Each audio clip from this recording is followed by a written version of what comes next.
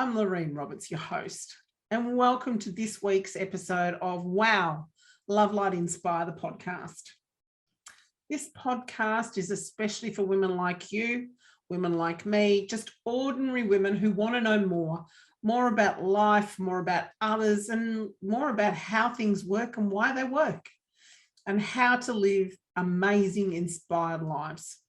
Now, each Friday, we release different episodes and we speak with someone extraordinary, an amazing woman. And today is no exception.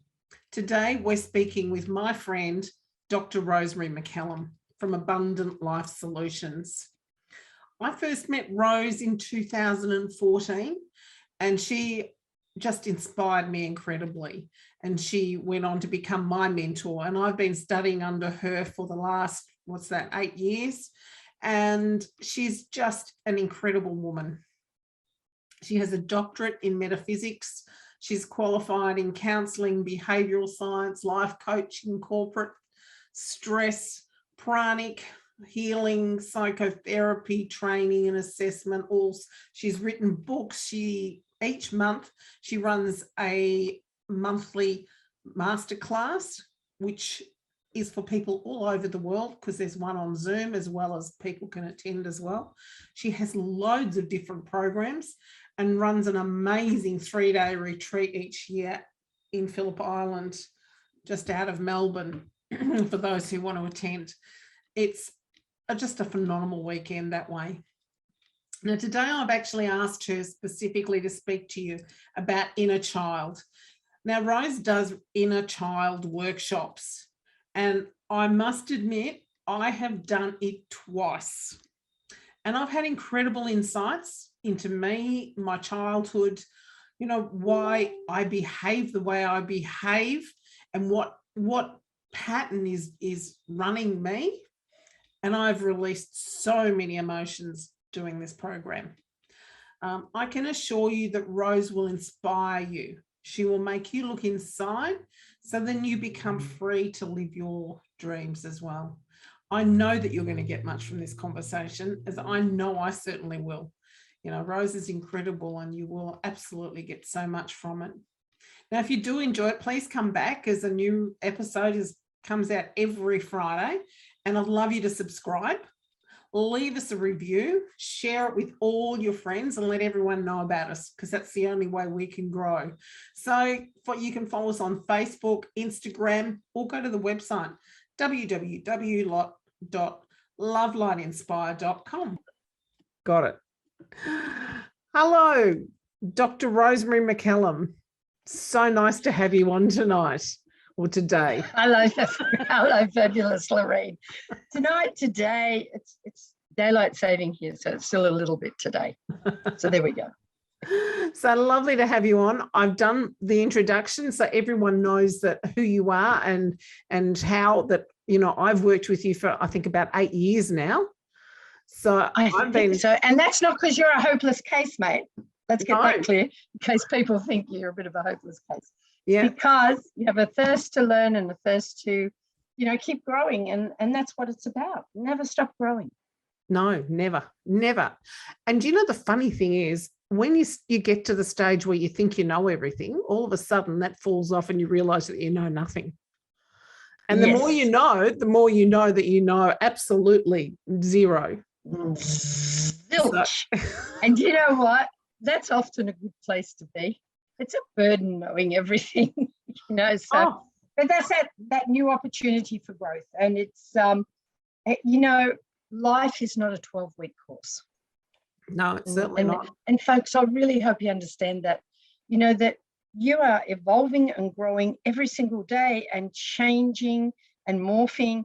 So, it's not a 12-week course, but it is about you with your destiny and how you're going to arrive to it. Absolutely. So today we're going to talk about inner child. And I had told the audience that I have done your course twice. So do you want to explain that, why I did it a second time? Why you did it a second time. It's not that her inner child was so gunked up. No. The first time, I shouldn't laugh. but I do because I have a weird sense of humor. I have seen grown men shake in their boots at the sound of inner child. What do you mean, come and do inner child? And they sort of disappear into the background. Honestly, I think people would rather stab themselves in the eye with a compass than come and do inner child. But it's the groundwork for building a solid foundation. And doing it twice is absolutely perfect, because the first time you sort of don't know what to expect. No. And, everybody's nervous, saboteurs going working overtime. And then you come and do it and you didn't die, but you died. And you realize that this is like opening a door to you. Yes. And the second time round, you get a little bit deeper into you. So yes, don't be scared, folks. I promise you, we haven't lost anyone yet. We've been doing it for 25 years. So there we go. So do you want to actually explain what inner child work is? Yes, look, I will, because a lot of people, it's nothing to do, it's not a new age thing. It's about how we are in our personality. So as a behavioral therapist, it's about nature and nurture. And your nature may not always be the best in the house, as mine wasn't with my mum, because my mum she was a melancholy personality. Everything was about being perfect and ladylike and nice and genteel. And I was a sanguine choleric, which is personality type, which was loud, bossy, and messy. We clashed a little bit right from the day one. And look, the reason being is that children cannot think. When people ask a child what do they think, they can't think, they feel. And inner child work has been happening. I think you could take it back to the Egyptians, because Khonsu is the child god and Hek is the child god, and they are about creativity and growing. But Aristotle said, give me the child and I'll show you the man at 7. Yes. And even then they were understanding nature and nurture. How you are nurtured within a family determines how much it's okay to be you, how much you as an individual amongst your siblings is seen for who you are, not as everybody has to be the same and look good in church on Sunday. All of these things have a bearing. Even your own intrinsic values, when you step into a family, you immediately become an identity. You are a boy, you are a girl. If one of the parents was wishing for another child, this child knows it, because the child is symbiotically bonded to you. Especially the first 12 months, it feels everything that you feel. So up until the age of 7, you can't even start to think a little bit abstractly. Everything is about how they feel. That's why their emotions are so huge. And when you get that terrible twos, which I'm sure everybody's at least seen a 2-year-old, let alone had one. And, 1 minute they want to love you, or next minute they're running up, I hate you, and they're hitting you. And then they run back and they come back and I love you, mummy. It's because their emotions are extreme. Because in the pathway of growth, that child is having to mature. So if we look at how inner children are grown, they're grown through emotional pain. And we can be the best parents in the world, guys. Did you notice no one ever gave us a manual? We can be the best parents in the world. But unfortunately, every child is an individual as every snowflake. Even though born from the same parents, they're put together different and have different preferences and things like that.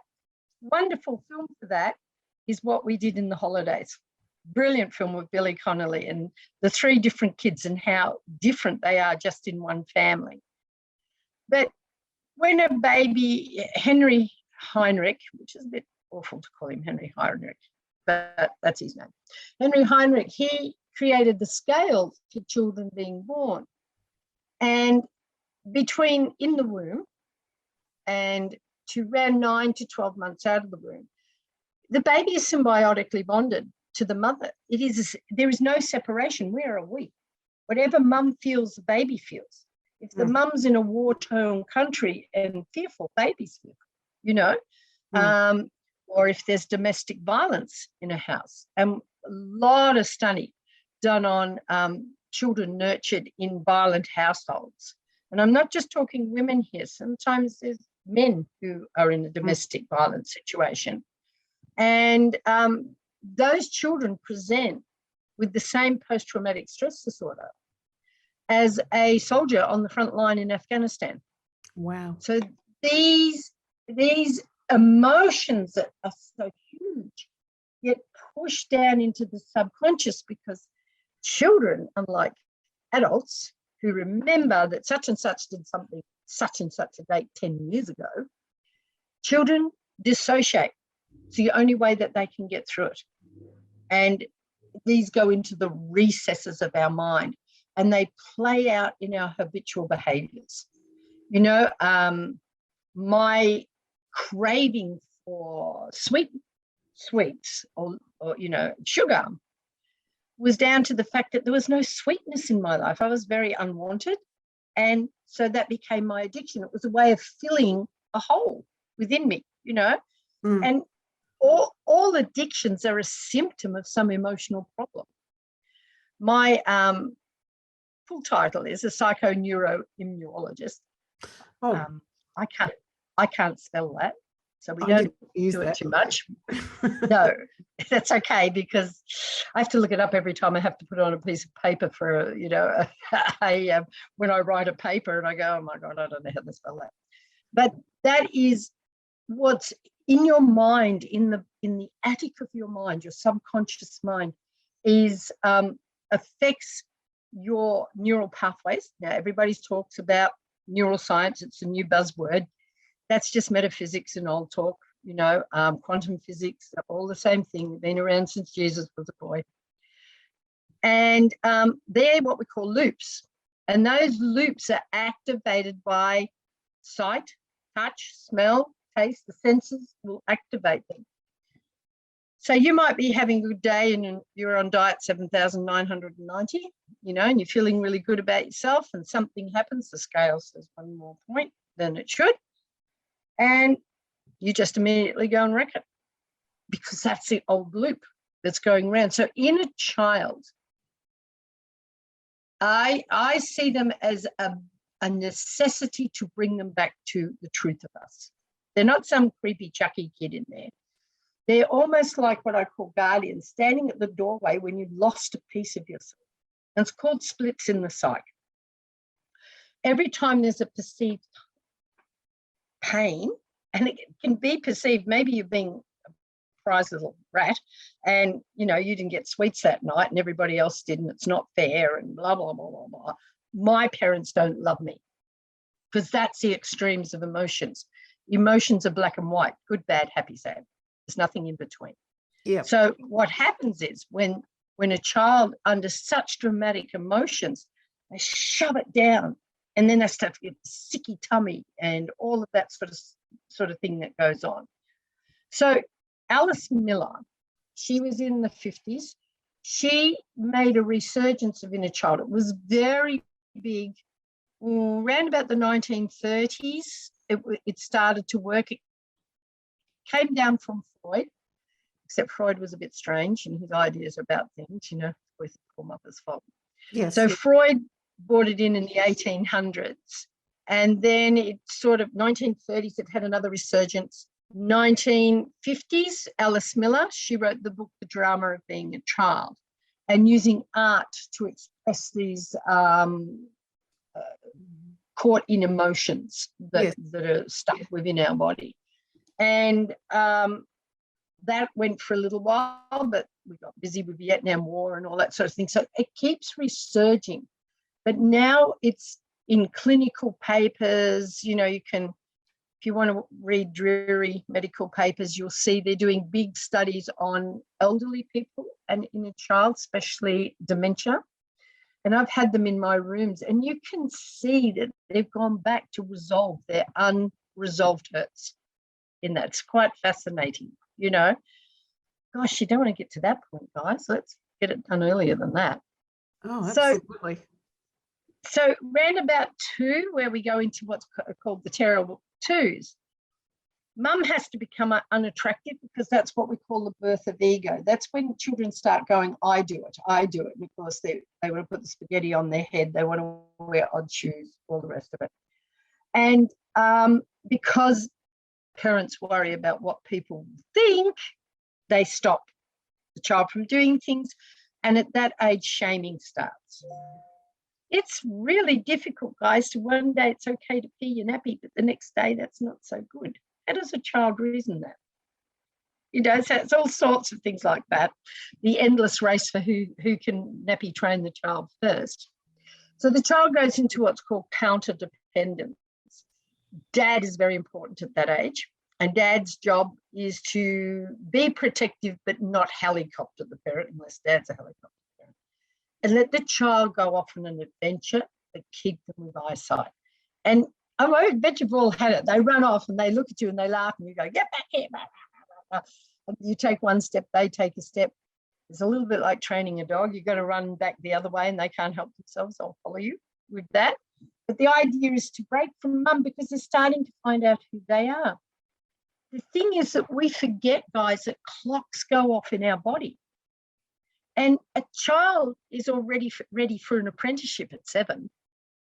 It's only 1920s, 1930s that they outlawed children under 12 working in factories in the Western world.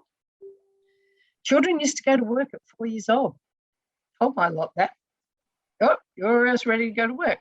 So we can't stop those clocks going off, and we sometimes overprotect our children, which stymies their growth as well. So shame starts at that time. And shame says nothing about you is okay. And I can promise you, any person that works in my office, if I chase down their emotion, it'll come to, I am not enough. Every time. Because of shaming. So then we go to the next stage, which is 4. And 4-year-olds are very busy. They're playing out. They're very much on play. The Kath Walker Foundation is very much on play. You know, we've become all too serious about kids needing to be a rocket scientist at 1. And it's in play that they learn to interact with each other. They learn social skills. They learn mathematics by playing shop and giving change and things like that. But we want to get them using here, and that's not even developed yet. That will not really start to develop until 7. That's why a lot of schools in Europe do not start school until they're 7, and I believe Steiner doesn't start school until they're 7. Yes. So at 4, we're in what's called, we've gone codependent, which is from being symbiotically bonded, counter-dependent to independent. And 4-year-olds are very independent. They're busy playing. Kindergarten's awesome. You know, everything is unusual, especially DVD players and phones and wristwatches, and let's put a screwdriver in and see what happens, you know, because they're just trying to see how things work. And they often play out the work that their parents do or the marriage that their parent has. Because here's the things, guys, you can talk to a child till you're blue in the face, but it's how you model your character that they will follow. Oh, very true. Yeah, it's got, they are not hearing you, they are watching you. And they watch everything that you do. So modeling is absolutely huge. Here's an example of a great mum, and I'm sure there's fantastic mum and dads hearing this. And this mum, everybody would want this woman as your mum. She had 7 kids, and she was a tiny little thing like Dolly Parton. And she used to say to these kids, oh, you're so amazing. Every time they said something, you'd be brilliant at that. You're amazing. Oh, my God. Even at 30, she'd jump into them and squeeze their face and say, oh, I'm so lucky to have a child like you. But none of these kids really became anything, because it didn't matter how much she said they would be a success. It's what she modeled. And when people would come to her and say, oh, you'd be good at doing this. Oh, no, I wouldn't be any. I'm not good enough to be able to do that. You go, I think you should ask such and such. Oh, you look pretty today. Oh, no, I'm just really fat today. And oh, don't take my picture. I really hate it. You know, I've got nothing to offer. Now, that's what the children model. Oh, my gosh, yeah. Look, I know it with my own daughter. I mean, she was built like a damn fairy, and I'm built like a draft horse. And I was always on a diet and always moaning about being fat. She was a size 6.5. And one day a pair of jeans didn't fit, and there's screams coming out of the dressing room. And the girl runs in, she goes, what's wrong? What's wrong? She goes, I'm so fat, they don't fit. And where did she get this from? Oh, absolutely. She got it from her mother. You know, even though I told her every single day how beautiful she was and whatnot, what she did is she watched what I did to me. So, sorry, parents. One of the joys of being a parent. But it's gone on since time immemorial, because where's the manual? Where'd you get your manual from? To raise kids? Apart from Dr. Spock. Yep. Dr. Spock, whose both kids turned out to be juvenile delinquents. Oh, my son said to me, you know, I don't understand why you did the things with me. And I said, well, you didn't come out with a manual. That's right. Went, oh. So I just say to my kids, it's my job to muck you up. I will not fix you. But this is how that. So once we hit 7, in an ideal world, the child will become what's called interdependent. So we've gone from codependency to counterdependency to independence to interdependence. And interdependence says, I am me, you are you. Together we can work and collaborate and make a great team. Well, don't see much of that happening. Because what's really vital for a child is to fit in. And children will do anything to fit in, to get the acceptance from parents, it's not just parents, it's schools, it's societal values, it's your, I don't want to say it, but it's true, your monetary status, you know, all of that, the values that the families, the political values, all of that weighs heavy on a child and is modeled to them as to who they should be and how they should be. Isn't that something that all adults want more than anything, is to fit in? They don't want to stand out? Is that the modeling to the children? Is that why it's so hard? Oh, absolutely. Yeah. You know, and if, you know, how some people are just show ponies, but probably at home they're insecure. They're saying things like, oh, you know, I've got this wrinkle here and oh my God, you know, the world's ending and all this sort of thing. So we're modeling to our children, unfortunately, that we've got to have this perfect world, this I call it a happiness sickness. You know, that we're going to be happy all the time. Well, in the asylums maybe, but not now. It's not. Children are rich in their emotions and they should be allowed to feel them. And, you know, and if you're angry right now, that's okay. You cannot take it out on other people. I suggest you go out the back and get the punching bag and have a bit of a go. And accept that emotion's got to flow through. Now, I'm sure you've had a good day in your life, Lorene. Absolutely. Right. Do you remember that 20 years on? No. That's the bottom line. No. But if you had a really bad day, I remember that. Process it, you'll be able to give me time, date. No, that's pushed down. So this is what our kids are doing. They don't know how to process. On top of that, they've got to free the world, make it a better place. They've got to worry about climate change. They've got to worry about war. They've got to worry about COVID. They've got to worry about everything, you know? Where do they get to be children? So inner child is not that there's anything wrong with you. It's just that you put you aside to become somebody else. So you'll go into what are known as roles. And if you've got kids, have a watch what the roles are. So for me, I started off as lost child because my mum tried to abort me and I don't think she was very safe. So I was very pulled into myself and was a good baby because you don't make a noise, you know. Yes. But then that didn't sort of work for a loudmouth bossy kid, you know. So then to get my mum's attention, I became a carer. Can I help you, mum? Can I do this for you, mum? Can I do that for you, mum? Blah, blah, blah, blah. I was the baby of the house. My sister's much older. My brother my brother was a product of the Catholic Church. The priest came and told them they weren't doing their Catholic duty. So that's a brother. He's a little bit strange and a little bit isolated. Mum didn't want any more kids after the first one. She only wanted the one child, probably because she was one of 7. And in my mother's defense, she was raised by servants, never saw a mum. Yeah. She didn't know how to be a mum. I didn't know how to be a mum because there was no modeling how to be a mum. You had to be a businesswoman, really good, but not how to be a mum.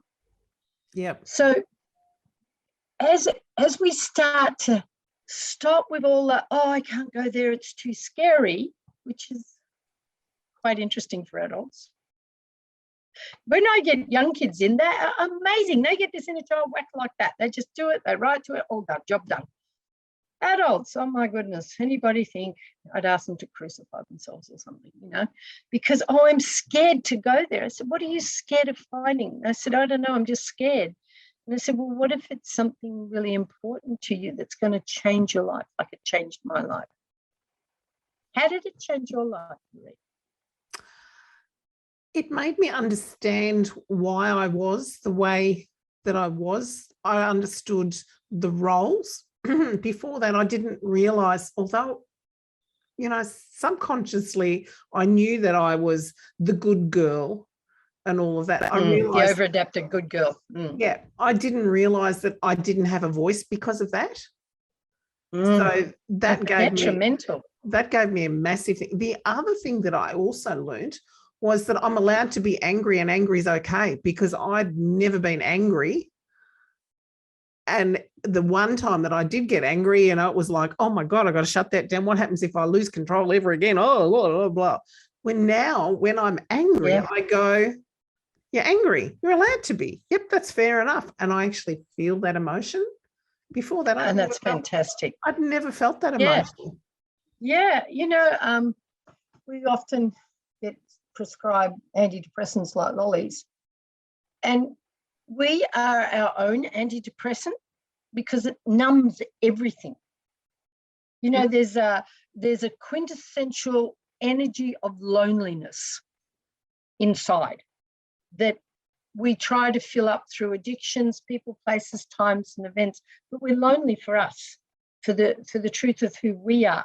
And, you know, when we are us, it allows our children to be themselves because children model back your fears or your unmet needs or things like that. So, you know, often if the parent is quite religious, their daughter might or their son might be a bohemian to mirror back what that person fears anybody ever seeing about them. Do you know? Like children that have been in an orphanage tend to be very over-adapted, being good, and get really angry later on. And then they get the old guilt. Oh, you know, not from the parents, but from others. Oh, your parents, they did everything they could for you and la, la, la, la, la. They're not angry at the parents. They're angry at not knowing who they are. Does that sort of make sense? Absolutely. The only way to think that is to project it onto these people. Yep. But it's not about that. It's about who the heck am I in here? Because you say I'm special and I feel nothing, you know. So it is, look, I think if we're to progress as a society, and one of the things that I use all the time in corporate now, because I work a lot with corporates on what we call well-being, which is about thriving. And thriving comes from having a sense of self. Well, if you don't know who you are, how can you have a sense of self? You may have a sense of what you do, but not who you are. Yeah, absolutely. And at the end of the day, you don't take what you do with you. You take you with you along the journey, because what you do changes every 5 seconds. So I see it as a divine gift to yourself. That's how I see it. That how could you, when we so want to be loved by somebody else, it's because we can't love that part of us that's missing.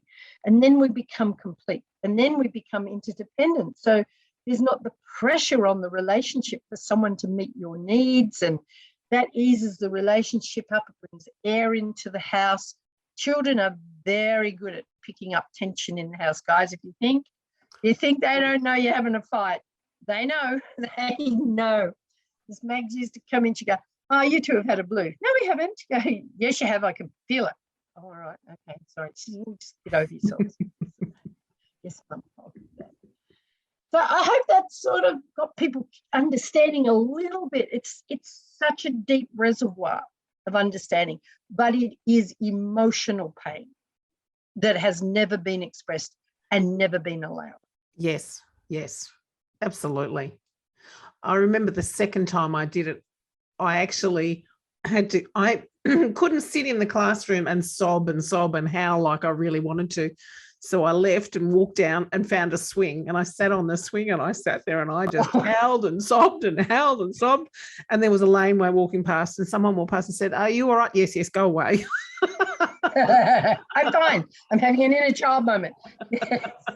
You're scaring the horses. They're listening to this and they're going to go, "Oh my God, I'm not going to go do that." But that's what it's about. It's all that pent up. Who has ever laughed so much you cried? And then you go, "I don't know why I'm crying." Yeah. Because the endorphins from laughter have taken away enough of the pain to release that. That's why laughter is so important. It allows the endorphins in that are a stronger painkiller than morphine. So, and then once you feel that safe space, then you can just allow it, and you don't even have to know why. You don't have to know why you're crying on the swing. Just know you got to let it out. Yep. And did you feel better when you did? Oh, I did. I felt amazing after I did. Yeah. But I also knew that I was crying for that little girl that couldn't release her emotions. Yeah. That was not allowed to be herself. You know, that was the pain in it. It was like she was never good enough and she could never release emotions. You know, she was never allowed to be angry. She was never allowed to be sad. She was never allowed to be anything except perfect. So I was. Yeah. Yes. And like Stepford Wife, you know? Yeah. Absolutely. And then of course you the world is a mirror to us. And we'll attract people to us that treat us the way we're treating ourselves. And people go, "Oh, what do you mean?" Well, when you're shutting yourself down like that, you're like being a bully. You know? So then you get bullies come up and you go, "Oh, that person's bullying me." And they go, "Well, how do you bully you?" "Well, I don't."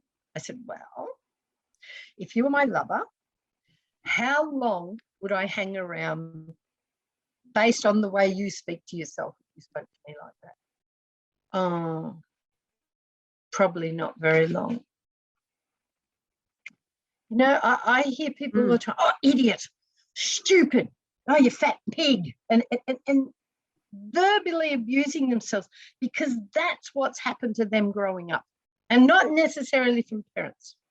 You've got then you've got the complication of school, and you've got school and year 9. That's always a lovely cesspool, isn't it? Round about 15, you start to think contrary to the fact. All of a sudden your parents, oh no, maybe around 10 your parents are stupid. Parents are stupid around 10 to 12, and there's lots of, you know, parent jokes. Because these kids again are needing to make sex, called the second sexuality. They're starting to go through puberty. First sexuality is in 4. That's when all of a sudden, you know, you're bathing with other kids and you go, that looks different. Never noticed that before, you know, because it's not been in our genetic structure to do that. But we've got to remember our caveman clock is going off. As soon as a girl used to start her menstruation, you were getting married. Life expectancy for around Jesus's time, if you were lucky, was 28. Life expectancy for a man in the 1800s going up to near the 1900s was 34. When I was born, life expectancy for a man was 53. So life was short and sweet. You were born, you worked, you died.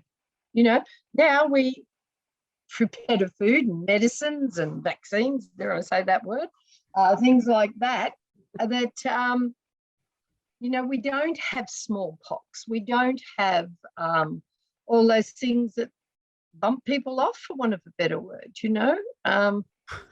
My mum used to say, you know, she used to go to Dalesford for the waters.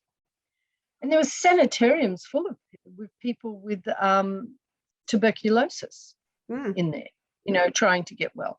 So we are living longer, but are we living more life? Are we wishing our life away with one day? Because I certainly did. I used to say, one day I'm gonna. I was so good at gunner, I could have been a gunner on the back of an airplane, I'm telling you. I'm going to do this and I'm going to do that. And when I've lost enough weight, I might do this and this and this and this. And my whole life was flashing before me. And I woke up one day and I heard in a lovely loud voice, you've grown old, waiting for pretty. You know, we promise our life away when we've done this or that or the rest of it. And I was thinking about this the other day because someone said about fate and destiny. And I said, well, your fate is the day you're born. You're born on the day that you're meant to, and you will die on the day you're meant to. But something came up about a destiny. And I said, well, your destiny is you will still reach that use by date.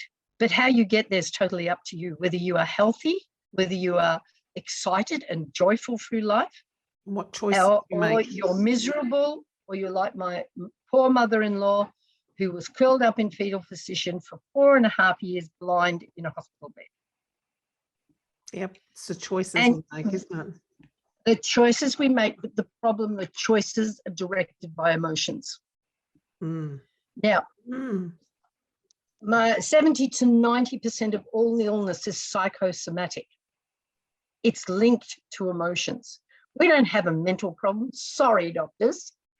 We have an emotional problem out there because the emotions are driving these loops, creating chemicals. These loops create chemicals called peptides. They rush through the body. We get addicted to them, all caused from unexpressed emotion.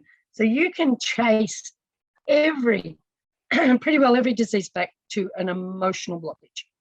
That's how important. You want your health. That's how important inner child work is. Yeah, yeah. So how do we actually do inner child work? Well, you need to do it with someone that knows what they're doing, because I'd hate you to be opening up things that people didn't know how to handle. And it needs to be a gentle, loving process, you know, whether you do it one-on-one or you come to our inner child workshops that we run twice a year. We run them in April and October, and we haven't been able to do them for a couple of years. So this year, we've got April, fingers crossed. And basically, it's learning to hear that inner voice, to understand what has gone on there. And we do that through writing.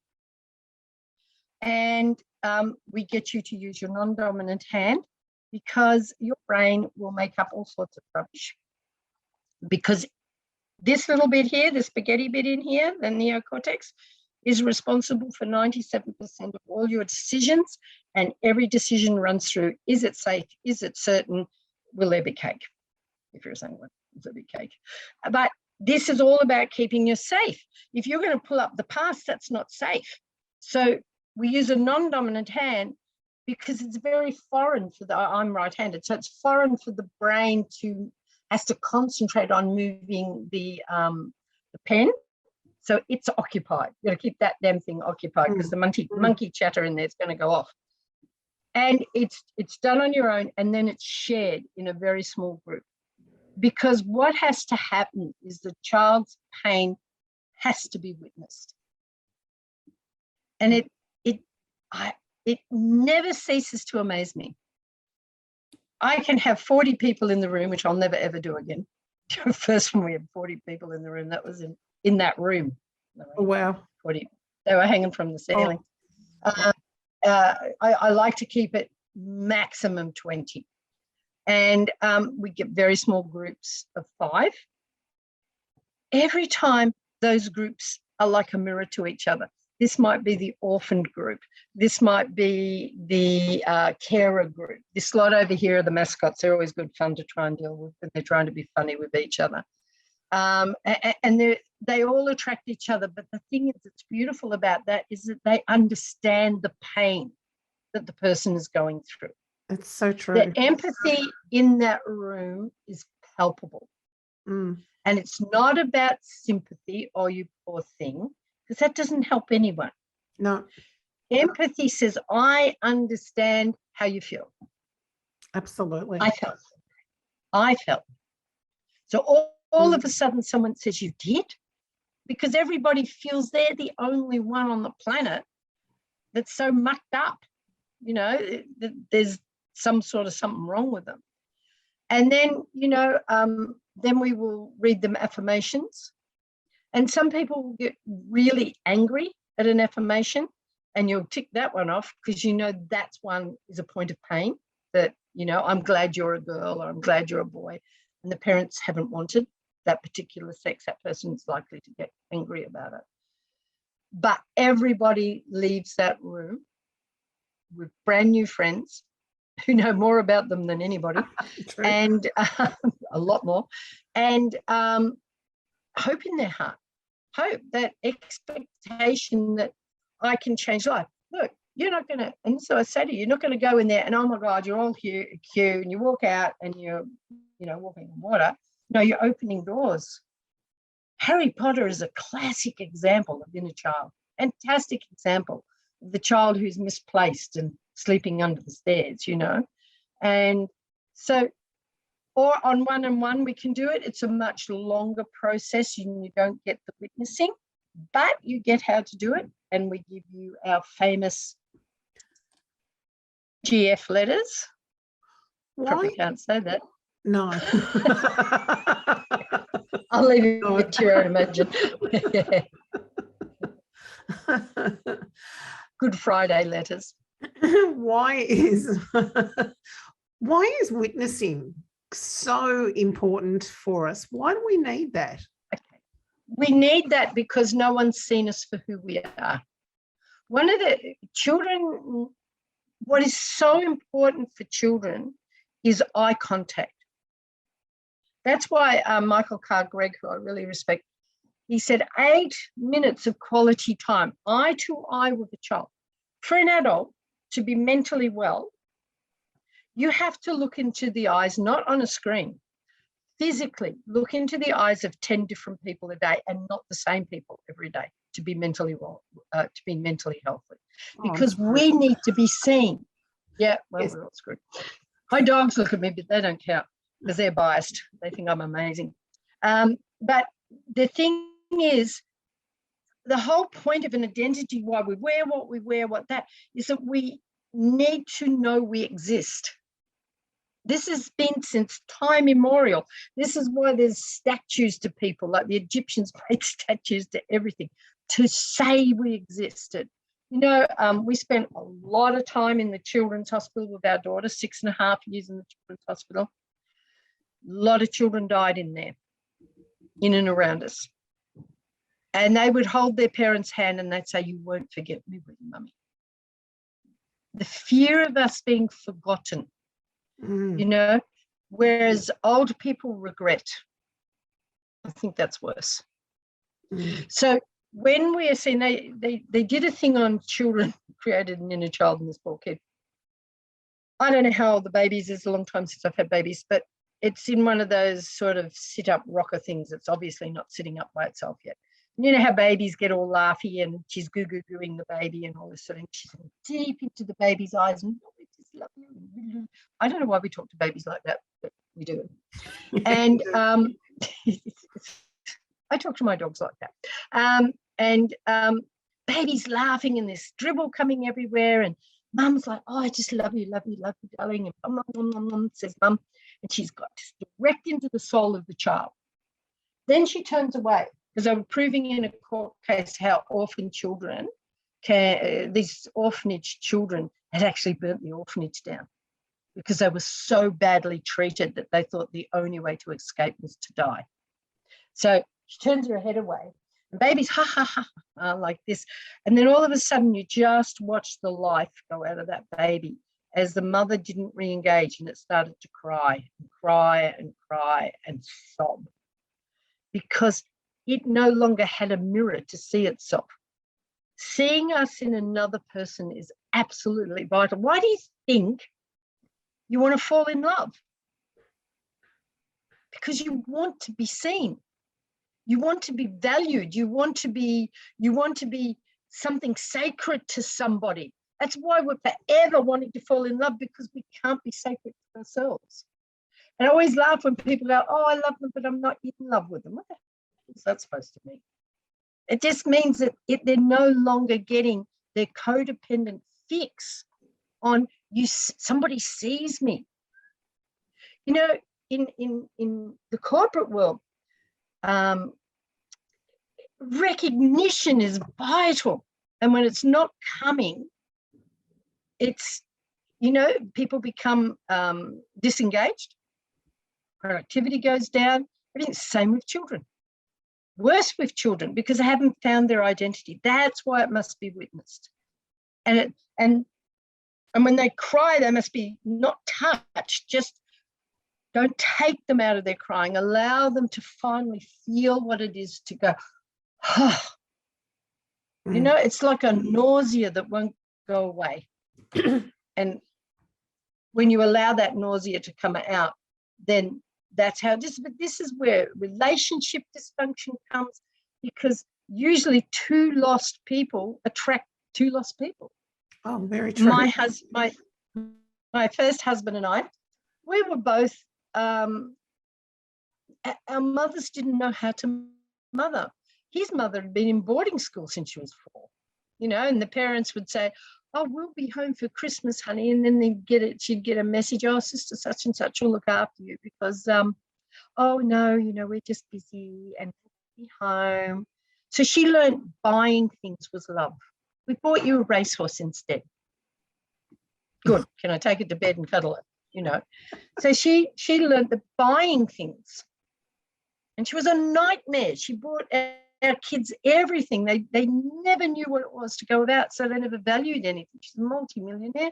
She had plenty of money, you know, but she was buying their love. And I said, for goodness sake, stop buying. She says, it's the only way I know how to do it. You know, so then my boys, of course, when you got the money happening all the time, they grew up never being able to pay their way because grandma paid for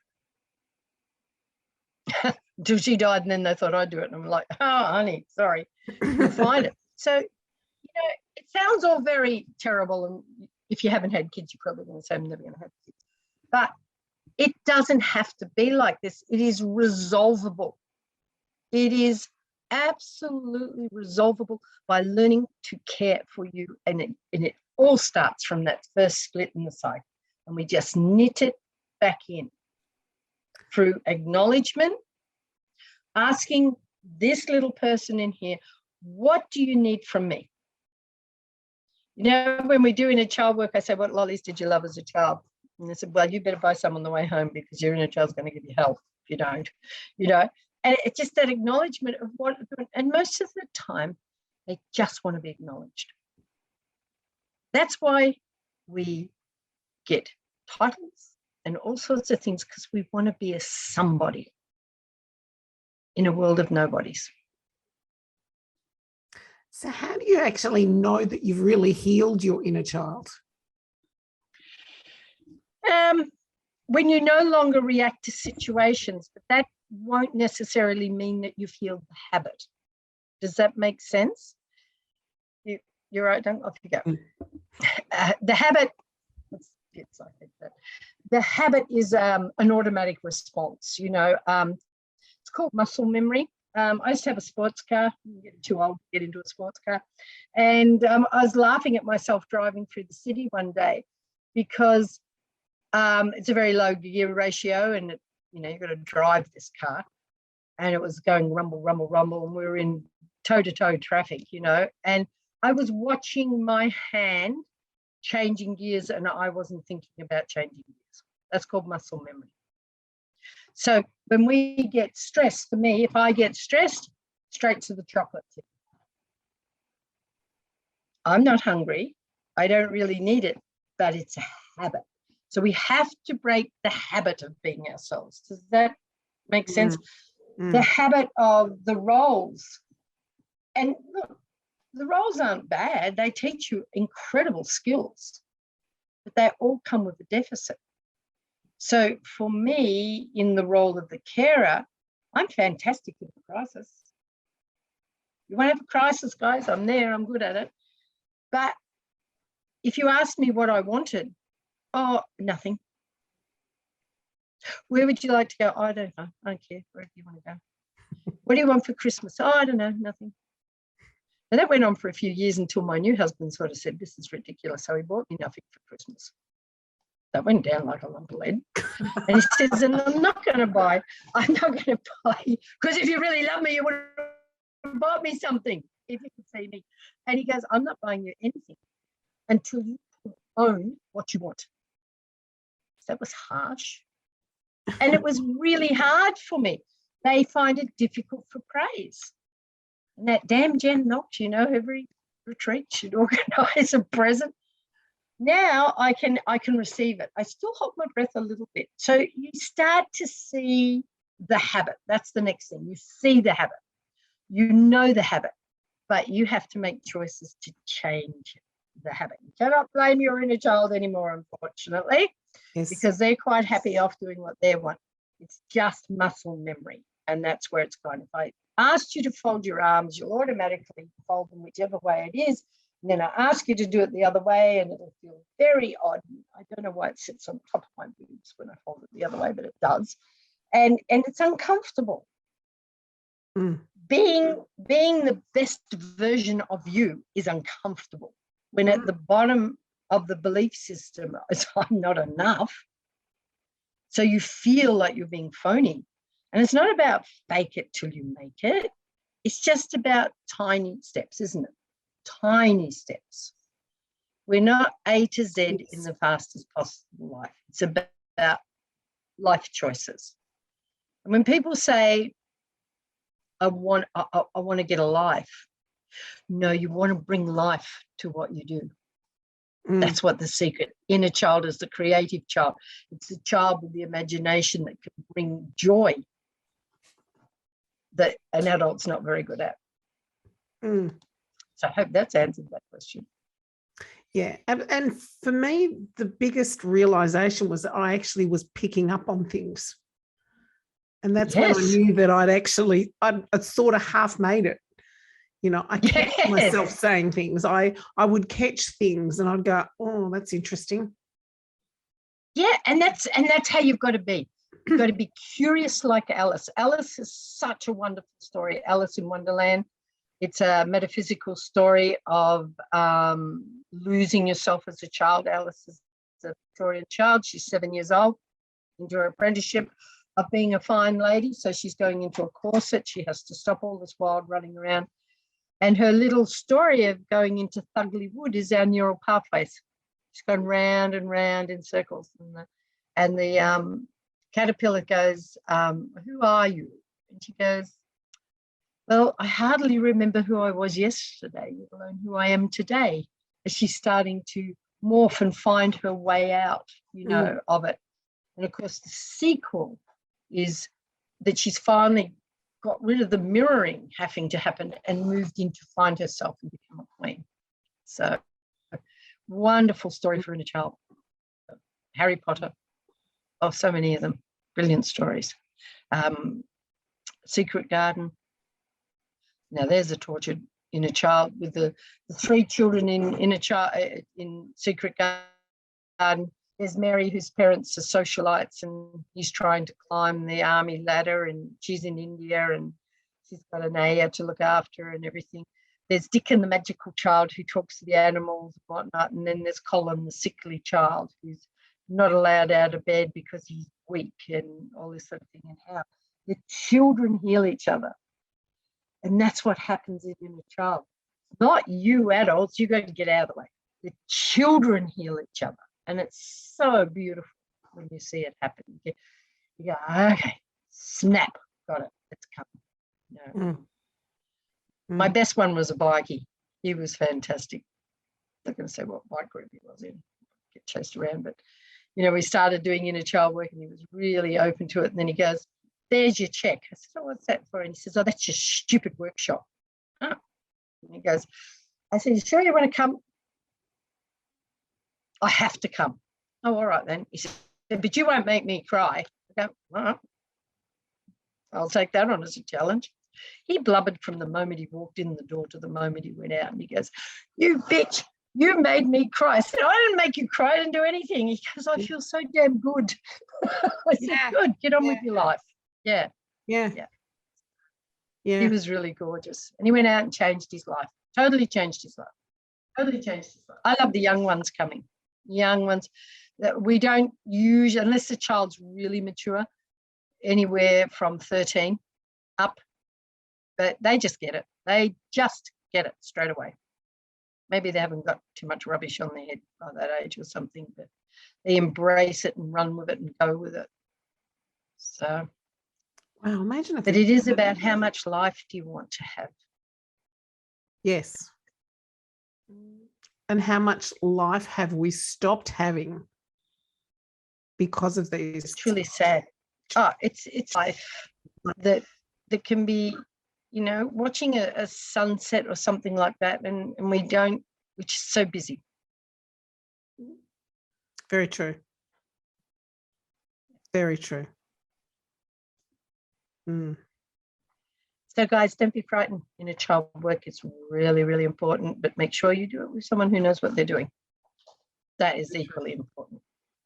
Very true. I've seen a few and attended a few things that have brought up inner child work that has taken my breath away, that they would let those people leave when they're in a bit of a mess without any thought or care as to how that person is really feeling. Got to be in a safe environment to do it. Very true. So people find you through your website. Is that the best way? Yes, through Abundant Life, or you can email me if you want to know more. It's probably better than the website. Email me on info@alsg.net.au. That's Abundant Life Solutions Group. That's way too long to write. It's like psychoneuroneurologist, long to write. So it's alsg.net.au. We run them twice a year, as I said. We've got one coming up in April. At the moment, you must be vaxxed to be able to attend. We'd love to have everybody, but we have to play the rules and make it right. But it's not something I'd ever do never do it on Zoom, ever. But that will change. Life will change back again, and it'll always be there because it's my passion. It is the structure on which you build your foundation for a thriving life. And I promise you guys, you couldn't be any more mucked up in the head than I was. It was a basket case. Yes, you and me both. That's why I did it twice. You know what? I do it twice a year, every year. Every time I go, I'll find something else. Every time. I had a 13-year-old part of me that just every time she went, said, well, maybe you'll come this time. Then I got, all right then. And I can't tell you once that cognitive part of me helped me to think broader. You know, I used to shoplift because I wanted to get caught. I wanted someone to notice me. I know that sounds crazy, but that's the things kids do. And my girlfriend, we attended a private school, you know, looked good, smelled good, was good. But we just wanted someone to see us for who we were. So the things we do, and then you can carry that all your life for shame. Once you realize why you did this, you can let the shame go. We all have dirty little secrets there. Oh, absolutely. Absolutely. Yeah. Actually, funny you say that. I was talking to a school friend of mine, and she said, she still carries the guilt of being a 13-year-old and pinching a 13-year-old something and pinching a packet of love hearts. And I said, well, you're lucky you weren't making. I would have dobbed you in. I was such a good girl. I would have absolutely screamed and said, you put that back, you're stealing that. Thanks, friend. But look at what she was stealing. A packet of love hearts. Love hearts. Yeah. Look, I was so unhappy and always so in trouble at school that in year 7, which is Form 1, when we were at school, no, not even you were much younger than me. No, it was Form 1. Yeah, I just wagged school all the time, but I had the best education. I just spent the whole day in the National Museum. The best education. Read through books, went into the National Library. No one ever rang my parents and said I wasn't at school. I think they were happy I wasn't at school. It was just, I just honestly felt like Phantom of the Opera. There was nothing okay with me. In fact, I studied behavioural science to understand myself. I understood myself, but I didn't feel any better. Yeah. It wasn't until I studied metaphysics that I learned how to change the emotions and move mountains, for want of a better word, because I loved Einstein. He's as autistic as I am, which I've been told by the top autistic psychologist I'm autistic, and I said, well, I'm okay with that. Thank you very much. I'll wear that one. Yep. And I said, while we're at it, can I add on to it? And he goes, oh, what's that? I said, that's oppositional defiance disorder. I said, I rather like that title. I'll have that one as well. He just laughed. I was taking my grandson there and he goes, well, you're autistic. Oh, okay, so what? Labels. And I loved Einstein. I loved the way that he dreamt things into being, so childlike. And I love the way that he was always in trouble at school. And he said on his deathbed, he's come to understand there's only one science. And every other science has come from it, and that is metaphysics. And it's the science of the ancients. And if Aristotle knew, give me the child and I'll show you the man at 7, I guess metaphysics might know something. So today we call it emotional intelligence. It used to be called a soft skill. It's not a soft skill, it's now a power skill. And it's what jobs of the future will be hired on: collaborative intelligence and emotional intelligence. Your inner child is trying to give you emotional intelligence so that you can master your emotions instead of your emotions mastering you. Then you'll have life. That's about it on inner child, honey. You have to try it to buy it, you know, it's the best. Yeah. And you're still living. I have to remind people you're still living and you're looking great and you're doing great. So yeah. Yes, absolutely. Absolutely. And there's so much to thank from that. And so much to thank from you too, from everything that I've done with you. Oh, thanks, honey. Yeah. Well, I love having you come in because you bring a lovely presence into everything. And, you know, we just got our crazy little group there that are so supportive of each other, you know, and not without testing my own wagon, not many people have clients still with them 15, 16, 18, 20 years later that are all just on where are we going? What adventure are we doing? Let's go find something delicious to discover about ourselves. exactly. You don't need sweets, guys, when you find out how delicious you are inside. It's the sweetest thing ever. Yes, very true. Very true. Yeah. I remember as a 22-year-old doing my very first course on something and actually sitting there and crying, saying, I hate myself, I hate myself. And I remember not even understanding why I hated myself. You know, why did I think I was so bad? You know, what was it about me that and was yet you were the over-adapted good girl, but you're bad. Oh, absolutely. It's schizophrenic, lovey. Yeah, absolutely. Yeah, I just thought I was just so terrible. You know? Yeah. And this is what needs witnessing, that everybody else feels the same way. You know, often you hear people say, oh, I thought I was the only one that felt this incredible loneliness inside, you know. And former life, we would have parties. We were like the Great Gatsby. It was parties at our house every weekend. And I would be watching them, having a good time and feeling incredibly lonely. But they were having a good time, so I felt happy for them. I can be happy because you're happy, you know. Now I'm going to be happy and you can be happy. Yes, yes. But, you know, we have to be careful with this idea that everything has to be positive and everything has to be upbeat and everything has to be like that. Because sadness is such a rich emotion. It's such a gentle cleanser that happiness can hide in front of, you know. When you see Pixar, who do marvelous films on understanding our inner self, and they did Inside Out with the emotions and joy, I wanted to strangle her by the end of the film.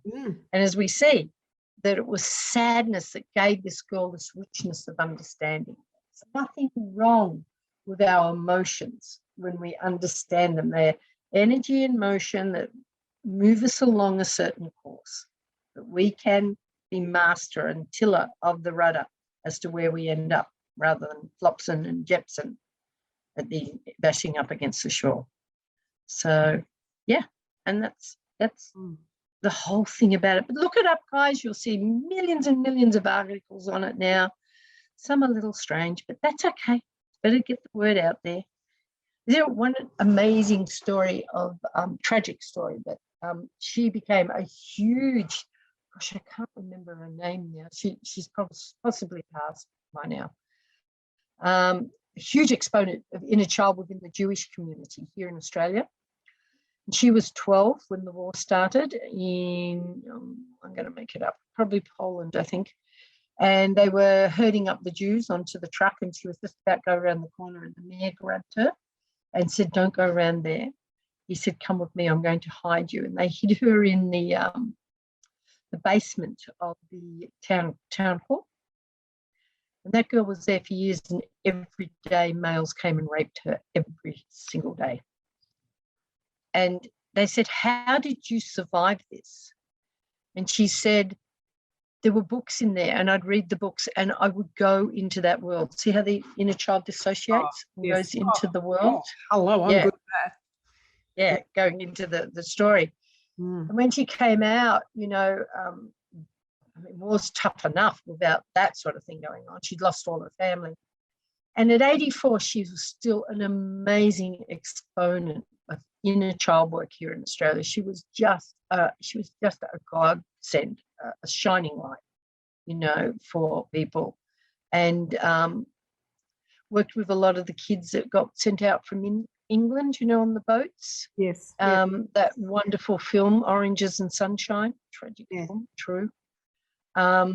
She just, I can't think of her name, but when I remember it, I'll tell you what it is, because it's a name, it's Polish. So, but there is someone who's taken what could crush a person, and you know, and that she's made a difference in the world with it. You know, sometimes things happen to us so we can be difference makers. It might sound terrible, but rape is actually quite easy when you disassociate, and it's the only Absolutely. way. It's the only way to survive it.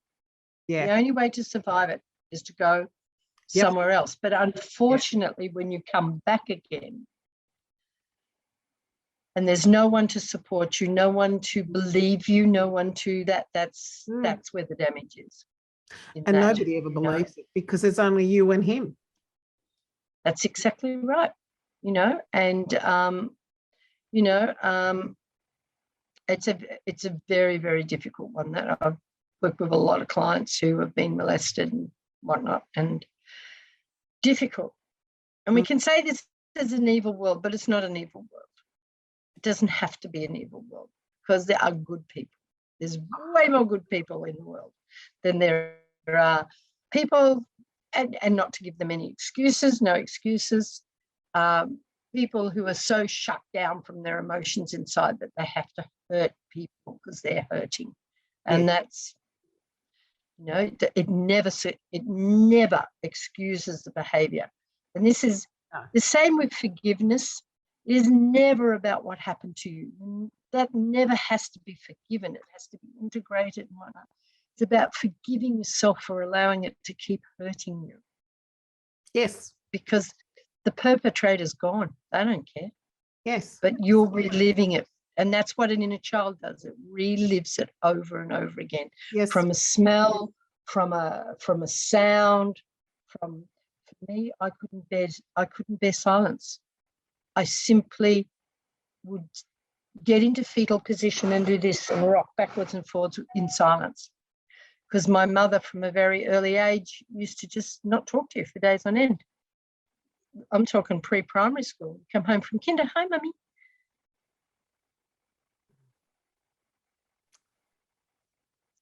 You okay, mum? That could go on for days. So I would hyperventilate at dinner parties when they went into silence. So, that's a conditioning. Does that make sense? If they can take a baby elephant, God bless its little socks, and beat the crap out of it and chain it up with chains that dig into its flesh. And then one day they take those chains off and they put a string around it. And that poor creature can't move because there's a string around it. We're no different to the baby elephant. We get conditioned into believing to be the over-adapted good girl. Yep. Or for me, to be the fat kid who'll never amount to anything. That was my mother's charming little thing. Well, because you're fat, nobody will ever love you. Okay, guess you don't love me. Yeah. That haunted me for years. Mm-hmm. So you had to run out and find someone to love you. Oh, God, I was engaged at 15, love. The guy must have been an idiot. That was my mindset was. My mum used to say, you better marry someone rich. Yeah, you better marry someone rich because you're never going to amount to anything. And when I was 14, I met this guy, and he was rich. We were rich, but he was richer. And he was as big a lost soul as I was. We were engaged at 15, married at just 18. They lasted 10 lonely years that showed he wasn't a bad man or anything, but we were both so lonely we couldn't be there for each other. Does that make sense? Yeah, absolutely. And I'd started doing some inner work, and he became fearful and angry about that I would leave him because he wanted a mummy. He didn't want a wife, he wanted a mother, because he'd never been mothered. Yeah. So, and I'm a carer. Isn't that a wonderful situation? Oh, what a combination. I've got someone to care for, and he's got a mummy. That's a real good reason for marriage, So when I finally realised I don't want to care for you anymore. But when my new husband said to me the first time, he said to me, oh, I love you. I said, oh, please don't say that. And this just came flowing out of my mouth, and even I'm going, what the hell? I go, please don't say that. Just let me love you. Because if you stop loving me, that will be worse than never being loved at all. And he looked at me and he goes, that's really sick.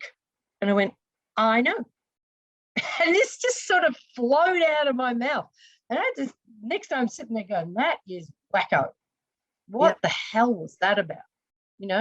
So if I stay the carer, you will love me. If you love me and then you stop loving me, that would be awful. Mm. So they're the sort of things that play out in our relationships. And a child's always there in the middle of a fight, probably screaming, please stop. Please stop. See me. You know, why do we provoke people until they lose their temper? Because that's normal. In my house, everybody screamed. It was whoever screamed the loudest one. And I was pretty loud. And Andrew's house was very, very, very religious. And everyone was, that's my present husband, was deadly quiet. Nobody spoke at dinner, and it was like weird. And the first time after my parents let him in the house, after I was being married for 2 years, because they said I'd downgraded myself to a man that had no money, Dad and I had a discussion over the table, which included both of us standing up and baring our teeth like baboons. And Andrew's gone quite white. And Mum goes, go look at my neck. And we're going down the driveway, and he says, that was really scary. I said, what was scary? The fight you and your dad had. I said, what fight? You and your dad at the table. I said, that wasn't a fight, honey. If there was a fight, a knife would have been pulled. I'm surprised he hung around after that. That's what our household was like. You know, it was nothing for things to get thrown very dangerously. Then we go to his house, and I'm that woman because I'm a divorcee. And Papa says grace, and he says, God, make us truly thankful. And I said, isn't the whole idea of grace that we're thankful? Why shouldn't God make us thankful? Oh, that sort of wrecked the evening.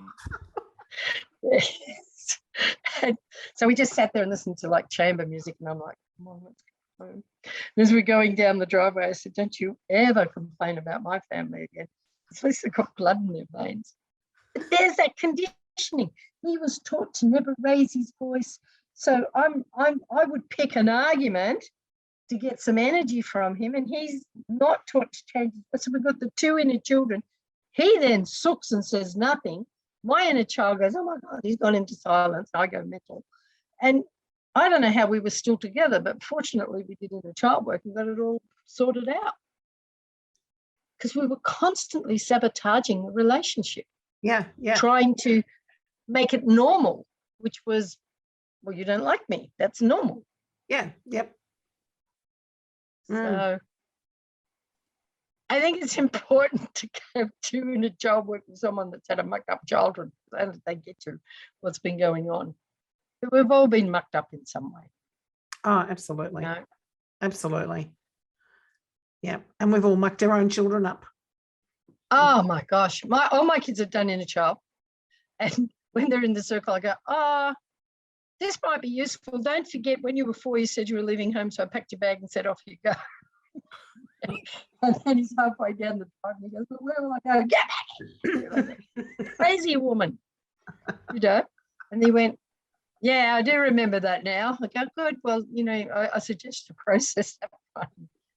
But I've always been really open with my boys. They said, oh, Mum, you've been the best mum. I said, no, I haven't. Because I wasn't emotionally present enough to be the best mum. I couldn't give you what I'd never experienced, and I'm sorry for that. And it's interesting when even adults our age, and maybe the parents are still alive, if in the pre-work, it's like what was happening. Parents can get really defensive. Why are you asking me these questions?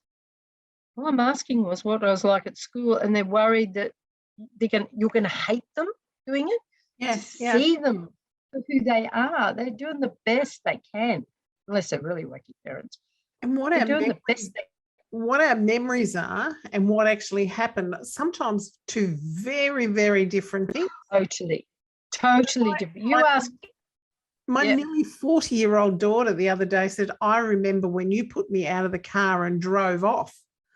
And I did. It was High Street, Pranic, if anyone knows Melbourne, a really busy road. And I put her out of the car and I said, right, that's it. If you won't behave, you can't. And I'm driving off. And I tell you what, I drove at, 1 mile an hour with her running beside me. you know, for 10 meters. And then I pulled over and got her and said, are you going to behave? Oh, yes, yes, yes, I'll behave. Well, she remembers me absolutely driving off and leaving her on the side of the road. Oh, for hours, yeah, absolutely. Hours, yeah, absolutely.